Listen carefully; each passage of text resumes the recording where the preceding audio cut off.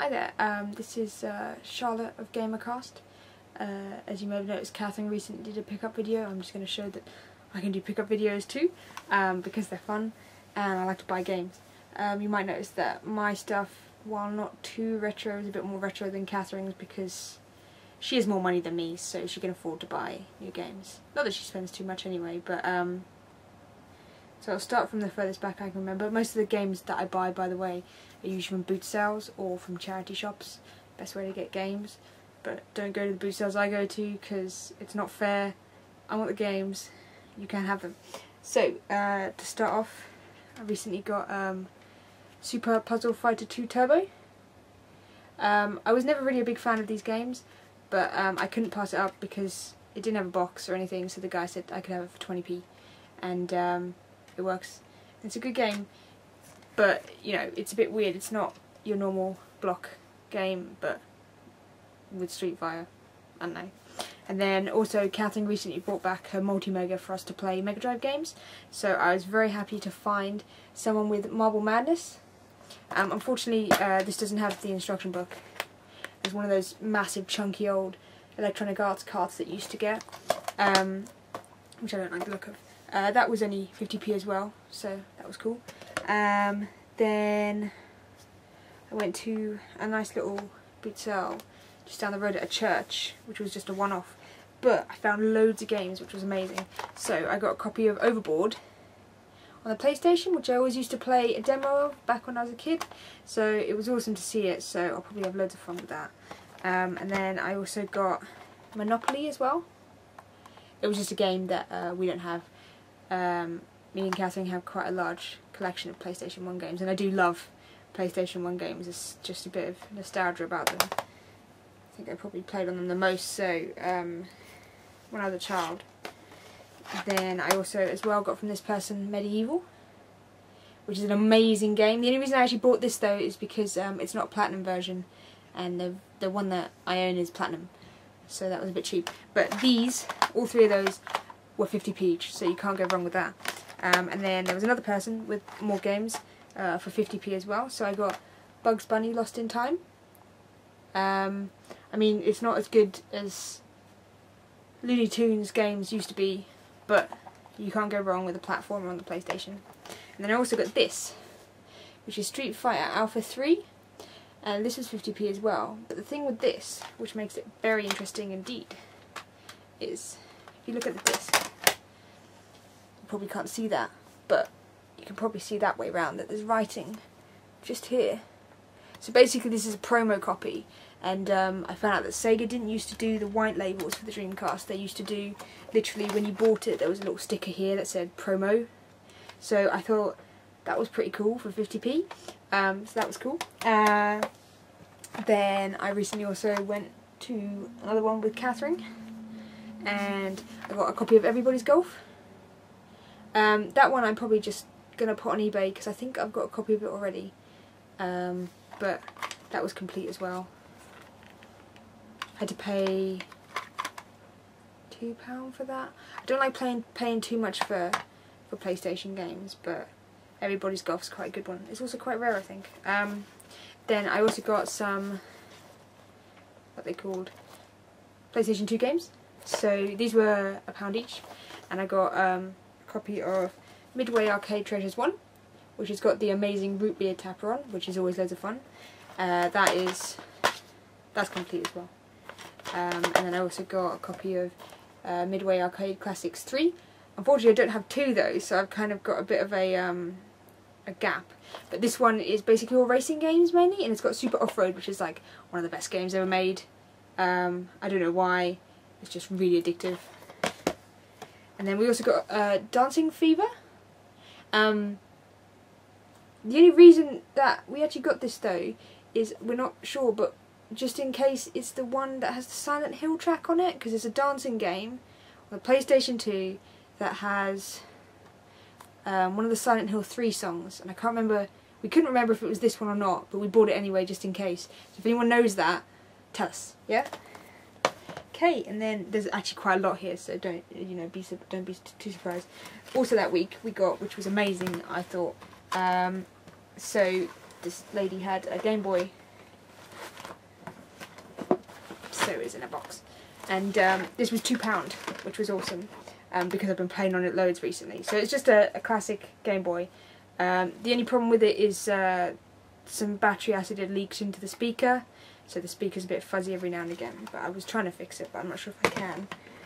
It also came with a charger and an amplifier light and all that. Also came with a Super Mario. This is like Super Mario Land, which is the best Mario game ever because it's so addictive. It's not exactly the best, but if anyone wants a trade on it because they just want some Mario fun, then you know, don't fret to ask. As well as that, we also got a copy of the classic Tetris, which is actually, we found out that we don't own a copy of Tetris, so this was amazing because it's one of those games I think that we lent to someone because it's Tetris and they never gave it back.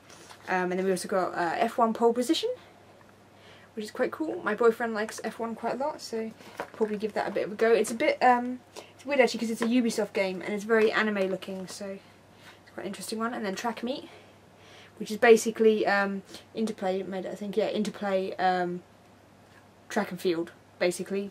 Everything that's track related is track and field though. You can't bust a classic. And then the Awesome Tennis, which I always remember used to play on the NES.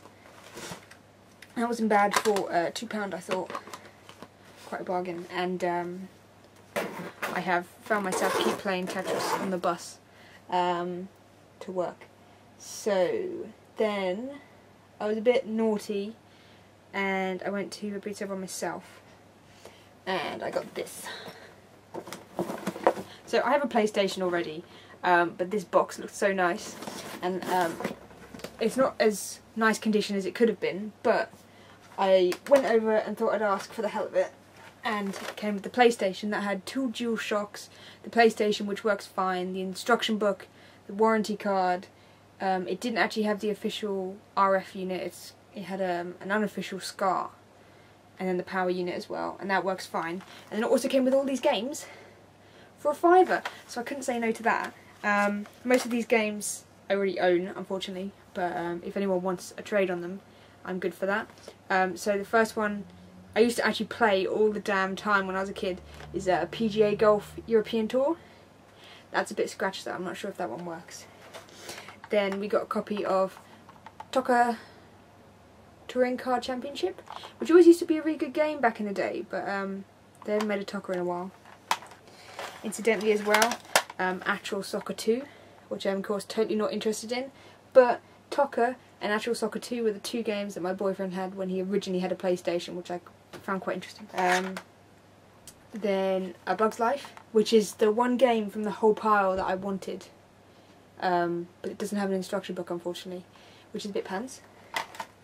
Then Croc, Legend of the Gobos. This is a platinum version unfortunately, but it's an awesome game.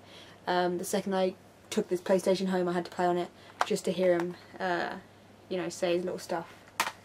And the music as well, the music is oddly addictive, and as my boyfriend says, it sounds a lot like The Sims, although I disagreed. And then as well it came with the awesome Tomb Raider. This is the double dual edition, which was cool, and a copy of Tomb Raider 2 as well, which wasn't as good as the classic, but like you can't go wrong with what, 2, 4, 6, 8 games and a PlayStation for £5. So I was a bit naughty in saying yes, and I shouldn't have, but I did. And then I also got a copy of Colony Wars Vengeance, which was the second Colony Wars game, and that was £1. 'Cause we haven't got that. So. And then I went to a charity shop the day after, and got a copy of Duke Nukem Time to Kill for 75p, which was pretty cool. I'm not sure if I own this one, but if I don't, my boyfriend wanted it. I'm not a big fan of Duke Nukem anyway. And it also got, really awesome, a copy of Animal Crossing on the GameCube for £2. I thought that was amazing. And also a copy of the fantastic, best game on the GameCube, Chibi Robo. Totally cute. If you haven't played it, you need to. And that is basically it. Otherwise, I was going to do a shout out that basically I got a new game to review through the post recently, which is Armada 2526 Supernova. So this is an add-on to a 4-time strategy game on the PC, and this basically allows you to do LAN play and stuff like that, because the original didn't allow you to play with other people. And if you're into strategy games and you like science fiction, then this is a fantastic game, and it had me hooked for hours doing the turn-based strategy, which was on kind of a star field. So that's a good game. As well, thank you very much for Retro Game Tech for encouraging me to do a pickup, and I hope that you enjoy it. If the games that I mentioned, anyone would like to trade for them, I know they're a bit pants, but maybe there's a lost gem that you used to have when you were a kid, then do message me on the gamercast.net channel. I'm sure that Catherine won't mind if you message me on there. And yeah, so I hope to see you again soon. Bye bye.